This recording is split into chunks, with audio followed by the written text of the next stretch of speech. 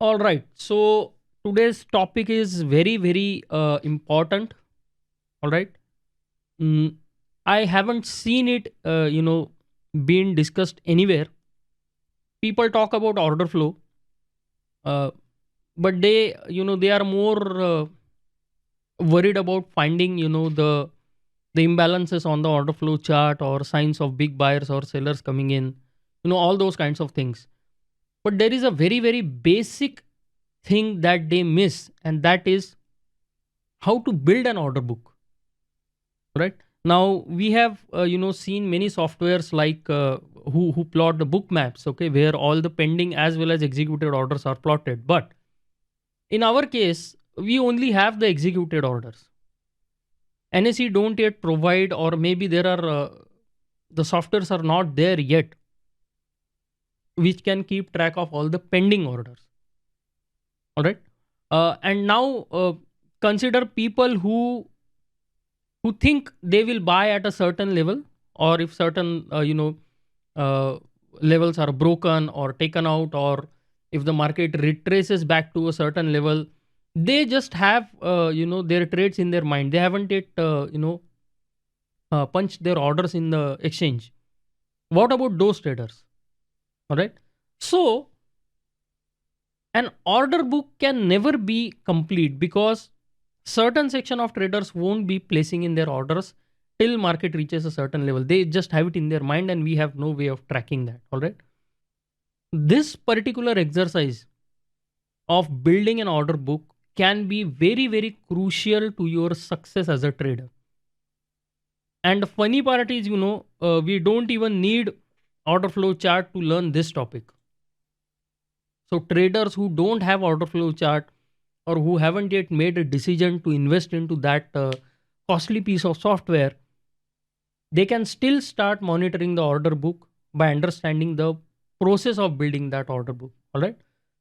So let us start with the first topic by understanding what are the different orders in an order book. All right.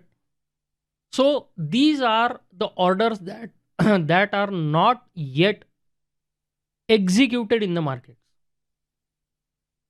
Okay, these are all orders that are pending, waiting to be matched. Maybe the price has not reached that level or whatever is the reason, but these orders are yet not yet executed. They are pending. All right. And all such order constitute the order book. Maybe the traders have put them in the exchange, okay, in the form of limit orders, or they are waiting for the markets to set up correctly so that they can punch in their orders. So the it's not just the orders that are in the system, but an order book is also affected by orders that are in the minds of the traders and those traders who are waiting for market to set up correctly so that they can go ahead and punch in their orders. Maybe they will punch in a limit order. Maybe they will come directly and punch in a market order. We don't know about that. All right. So all such orders, whether they are not yet executed but in the system, or they are only in the minds of the traders, not yet in the system, combine them together and we call them pending orders. So an order book is nothing but a record of these pending orders. All right. Now, as I said, the software that will plot these pending orders is called as a book map. But that also will only be able to plot the orders that are there in the system. Those traders who are thinking about buying or selling, who haven't yet put an order in the system, those orders will not be there. There is no way of tracking those orders or plotting those orders. No matter how advanced the software we have, we cannot read people's minds.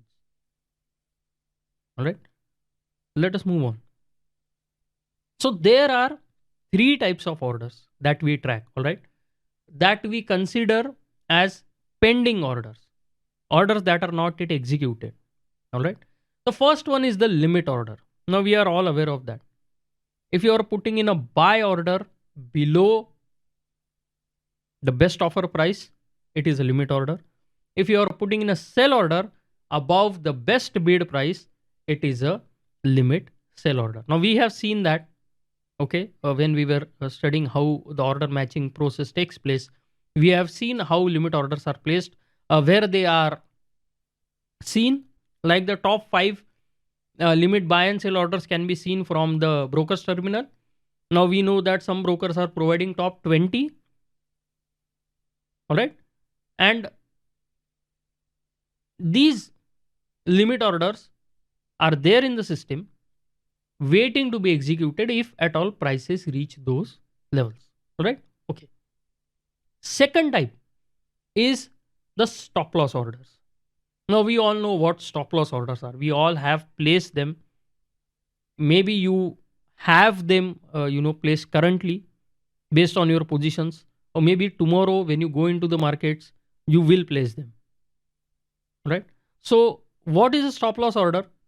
A stop loss order is simply an order which is placed in such a way that if price reaches a certain level, our stop loss is triggered and then a buy or a sell order goes into the market. This is slightly different from the limit order. How? Let us look at that. This is your top 5, sell orders and top 5 buy orders. Now we know that any buy order placed here will be a limit buy order because it is below the best offer price. Any sell order placed above the best bid price will become a limit sell order. All right. But a stop loss order is placed above the best offer price somewhere here. And I'm talking about stop loss buy order, where a stop loss sell order is placed below the best bid price. So this is stop loss sell order. It has 2 parts to it. One is a trigger price. One is a execution price.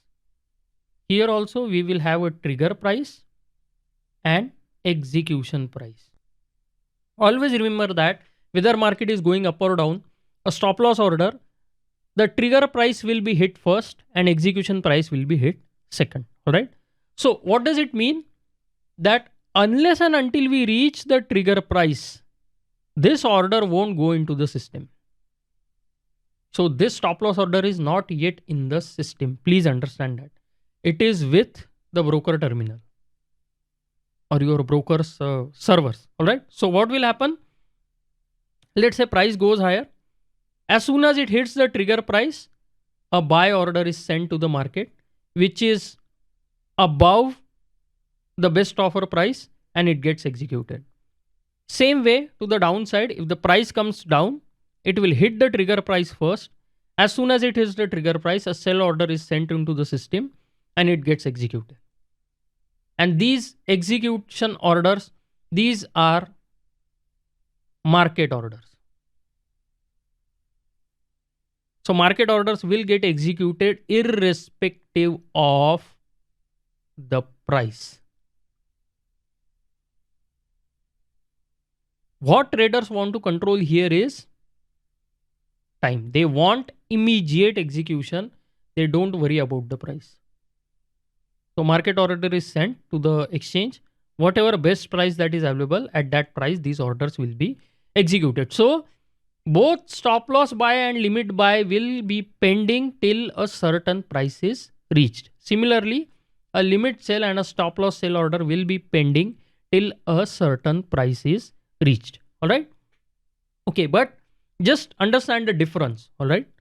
Limit buy orders are placed below the best offer. Stop loss buy order are placed above the best offer. All right. That's the difference. So we saw these 2 orders. Then as I said, there is a third category. These are pending market orders, or these are the orders which are in the minds of the traders. Okay. who are waiting for an opportunity. So let's say market is trading at 12,000 and we want to buy it at 11,950. So we have two ways which we can do that.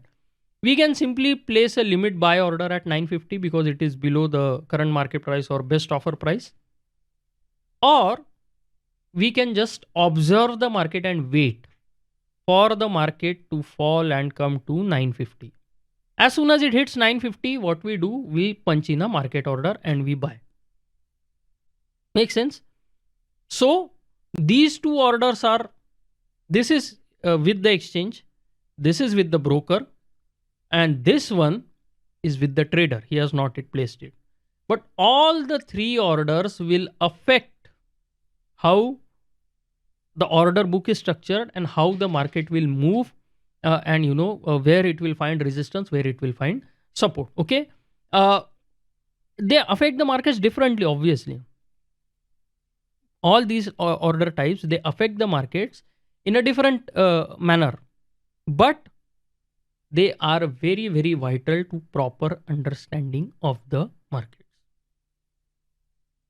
All right. So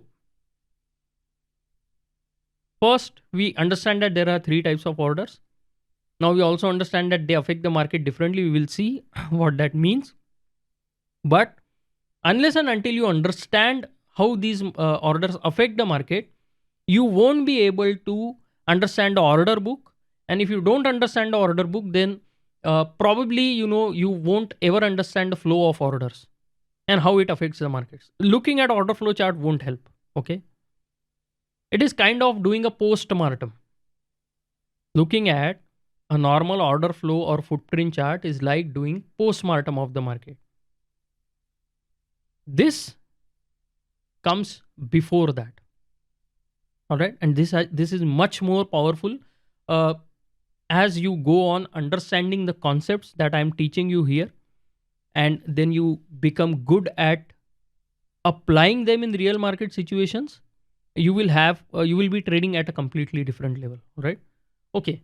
So if you understand how these orders interact with each other, then you can create your own order book. You don't have to look at level 2, 3, 5, level 10 data. You need nothing. All you need is simple logical understanding of the markets, which we already have because we have gone through those three beautiful philosophies. Okay, Wyckoff, auction market theory, and innovation adoption curve. All right, then we went through market profile, then we went through VSA concepts. So we have a sound logical understanding of the market. Okay, and we can create our own order book based on that. All right, now creating an order book is very, very similar to building potential auction paths on a market profile chart. There we are tracking different time frames. There we are tracking references. Okay. There we are trying to find out on which side the smart money is trading.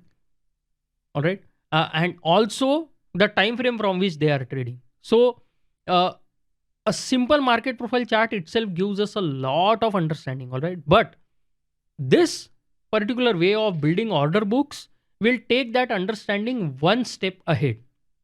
All right. So it's not an exact science. All right. It's not an exact science like do this and this will happen, or markets will always do this kind of activity or thing. No, it is not like that. This is a way of looking, behind the scenes. Like I would say, market profile already gives you what is happening behind the scenes, right? So let's say you are at a play in a theater, you are watching a drama, all right? So what you are seeing is being presented on the stage, all right? But behind the stage, a completely different story is unfolding. There are people who are helping, actors change costumes. There are people who are giving them cues from the wings. You have to do this, you have to do that. There is a person who is tracking which scene is going to be next. He's tracking the whole drama, all right? And he is making sure that the next character which is going to speak or going to go on stage is ready. So all this is going on behind the scenes, which you don't see. All you see is the beautiful drama that is being created in front of you. All right. Now, building an order book is like having a discussion with the story writer or the director of the drama. Now, when the drama is being performed live, he is not there directing. He has already done his job, or a story writer has already written the play. All right. So, building an order book is like getting into their heads. Like it's all right that we have a certain scene enacted on the stage, okay, but why is it happening? All right. What is the significance of that particular scene to the whole drama? All these kinds of pertinent and deeper questions will be answered using this order book building technique. All right. Okay. Now I have covered this in my previous order flow course. Okay. And it was extremely important then, and it is extremely important and invaluable today also. And I believe, given the logical foundation on which it is based, even 100 years from now, that particular or this particular thing that we are going to learn is going to be as important and as relevant. All right. Let us move on.